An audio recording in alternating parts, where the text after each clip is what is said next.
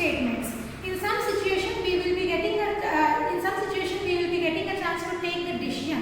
At that time we have to use the decision making statement as a rhombus. Diamond symbol will be used, which is going to show us the flow of that flow. Either we have to go downwards or leftwards or rightwards. Either it is right or no. All that let us see in the example part. Next comes to the hexagon. Hexagon symbol is used for the repetition. There are some statements will be repeating again and again. So at that time we will be using the hexagon symbol. Repetition as well as the looping.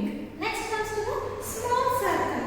Small circle is used for the continuation. Continuation in the sense, now for example there is our flowchart is very lengthy, which is more than one page. So at what happens, we are going to write in one page, and at the end we are going to mention this small circle, and in the next page we are going to again start with the small circle. That means it is the continuation of the previous flowchart.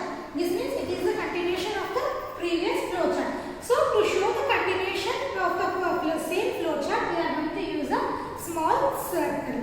Next comes to the arrows. Arrows are nothing but it is used for the connections. Connections from the one symbol to other symbol. How we are going to connect? Let us see in the examples. Okay. So this is how we are going to use the symbol. Okay guys, now let us see.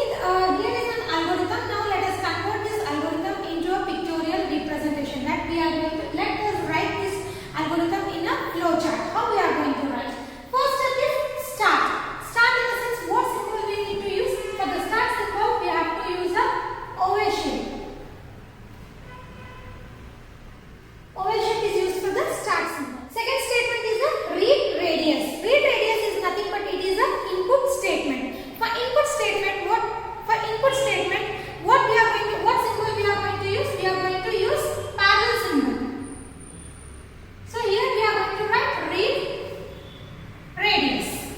Next, third step is area is equals to formula we have mentioned. That means we are computing the area of circle over here.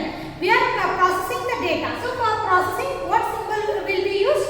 We are going to use a rectangle symbol. So here we are going to write area is equals to pi r square. Whatever this equation will be there, that equation will be written over here.